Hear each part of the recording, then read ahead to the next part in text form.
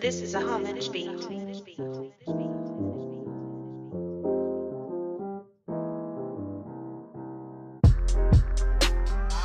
point where I was almost arrested. Thank God I was not. But to the point where I found myself again reliving that same experience. Yeah. So, Yeah. yeah. And so, but I had asked the question. I was like, why do humans need have a source of recreation? And I say humans need a source of recreation because all humans seek enjoyment and satisfaction. Mm-hmm. This is why we have hobbies, friends, and anything else that we can enjoy and be satisfied with. I say human nature is designed. Human nature desires something that can bring joy and satisfaction. The drug addict is our reminder that humans need something to fulfill them. Yeah. They also remind us that there is nothing on earth that can accomplish that. Mm-hmm. Mm-hmm. Our need to have enjoyment and satisfaction is a good desire. I say, however, our joy should be our creator. Yeah. I say a statement like this sounds ridiculous because most don't acknowledge a creator, yet one sees the consequences of one who seeks enjoyment and satisfaction in creation. And I had this question for you. I said, do you think that I guess many of us who are Christians are taught or ever understand what it means that God should be our joy and satisfaction? Me personally, I don't think I've ever heard too many sermons on that. I think I mentioned it before because, like I said, I'm a little bit of a nerd when it comes to certain things like this. Are called the Westminster Catechism, I think, or Westminster Confession, and it says, "What is the chief end of man? The chief end of man is to glorify God and enjoy Him forever." Yeah. So that was like the first time I've heard that we're to enjoy God. But do you think that is taught, or have you heard it taught, or do you think most even Christians understand that we are to enjoy God? Yeah. No, I think because the definition of Christianity is so distorted anyway. Podcast in and of itself. Yeah. I think that, even for me, I grew up knowing how to do church. I knew what to wear. I knew, all the legalities. I knew what it meant to be righteous, quote unquote. Yeah. But no one ever, and honestly, and this is a plug to Pastor Jerome, our lead, pastor at Vision Church, is that going to Vision has changed my life. It's, my husband and I, we share that same experience all the time, is that, we feel like Vision Church is the first place that we've really been fed the gospel. Like we have grown, and it, growth hurts, by all means. But, growing up, I don't think that we're taught to really have our joy, our true joy, contingent upon God. Because that means without possessions, without cars, without homes, without this, without that. Growing up and you seeing, your family members, being suppressed by life's things, and growing up and you're seeing your parents, their feelings and their joy is contingent upon life circumstances, and so you never really I feel like for me, I can say personally, I never really knew that God was the source of my joy until I became an adult. And until I joined a church family that is preaching God's word. And I think that is a systemic issue. We have a lot of churches, but we don't have a lot of churches that are really preaching the gospel, who are really feeding the gospel, and who are really changing hearts and changing souls. And I think that is it is a systemic issue. Nah, definitely agree, and I think that's an important thing to teach on. Yeah. Because we search. You said it. We look for joy and satisfaction in these material things. But you strip all of that away, we still ought to find our joy and satisfaction in God. Like I always think, when you read like the epistles and like Paul is in jail. And he's like, count it all joy. I think that's James. But then he's in the prison. I want to say it's like Timothy or one of those, where he's just like, it's a blessing to suffer. Yeah. And it's like, we don't ever think about that. Right. Why is it a blessing to suffer? I've got God with me. You know, no matter whether I'm in prison, whether I'm abound or abased, Yeah. you know, I count it all joy. Yeah. To know the Lord, and Yeah. it's like we don't think of that, and Yeah. as a result, we turn to drugs. We Mhm. turn to we turn to Absolutely. creation. Absolutely. I like to I coined it, like, ever since I wrote the book, I just had this, you know, this picture of just this great reversal where all the questions you can see how instead of looking to the creator, we look to creation. Where do you find your worth and value? If you don't Yeah. find it in God, I find it in creation. Mhm. Where do I find truth? If I don't look to God, I find it in what? Science. You Mhm. know, the Big Bang. I look to creation for my Right. truth. Where do I find my satisfaction? Yep. If not God, I find it in creation. Mhm.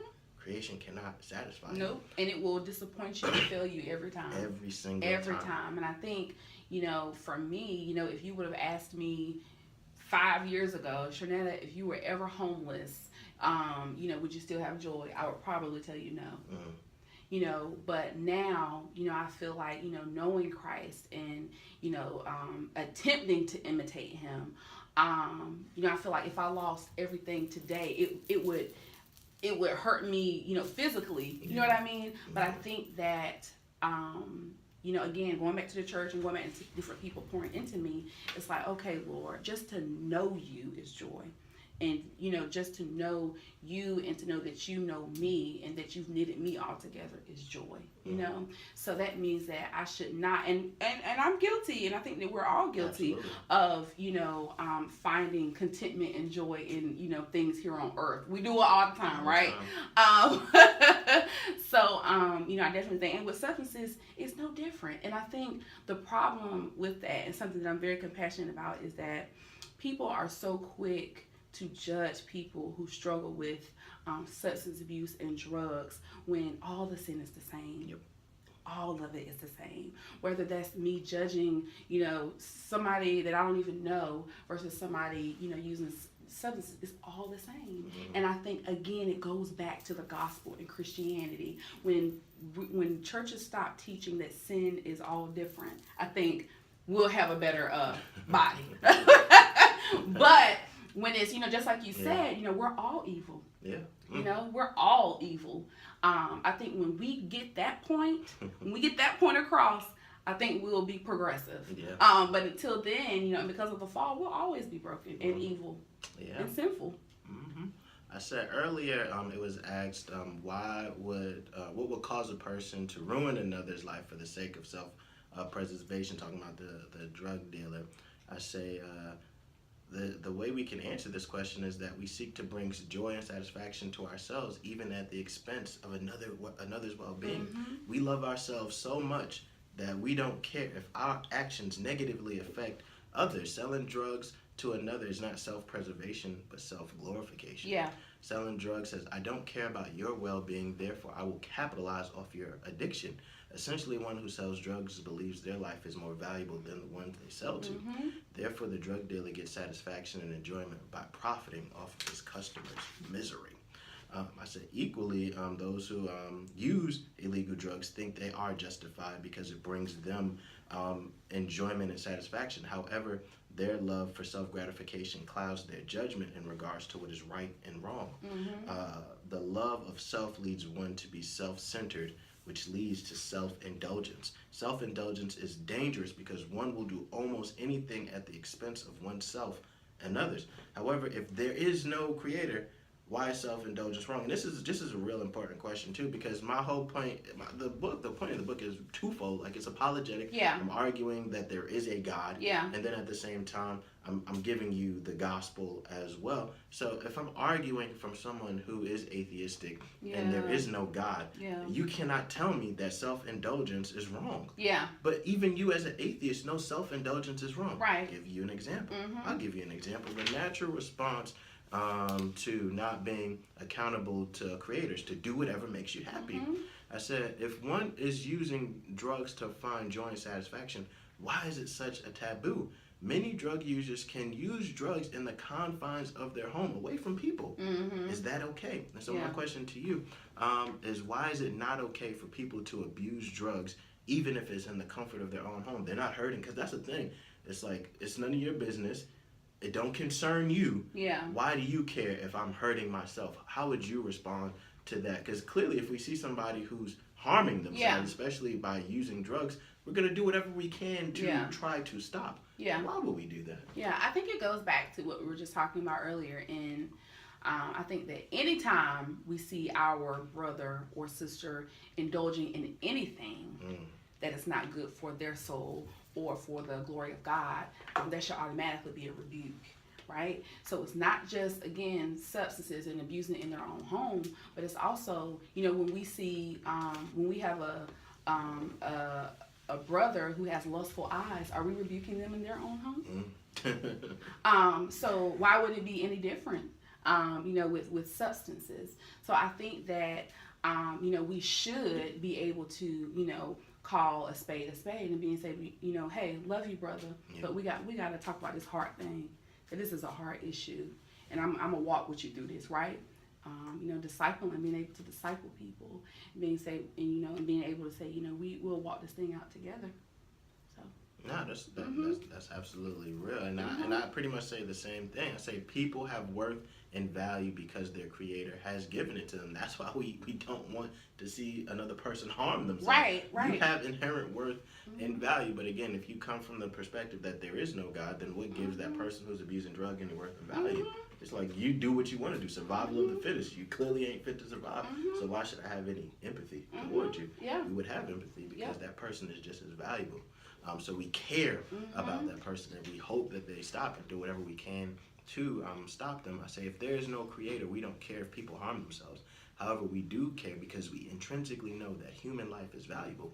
Self-indulgence only sees value in self and not others. Say, this is called idolatry. Anyone who seeks ultimate joy and satisfaction in something other than their Creator, which you were just saying, is an idolater.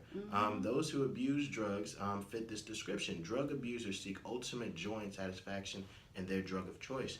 They deny the Creator and seek enjoyment in creation. While seeking enjoyment and satisfaction is a godly desire, finding fulfillment in creation is not. Someone can deny God all they want, but they cannot deny their need to find joy and satisfaction. And I say this: how do people generally view God? When you ask someone who is God, like what is the first thought or second thought that comes to mind, and how people view God? That's a vague question because for me, I work with Muslims. I work with atheists. I work with Christians. I work with I work with an array of people. And just the other day, I was telling my husband that I asked one of my coworkers. He was struggling with some stuff on the job. And I asked him, if he knew Jesus. If he knew this man named Jesus. And, he shared with me that he was spiritual and that he, knew Jesus, but he was not Christian. Yeah. And so, Whatever that is. Right.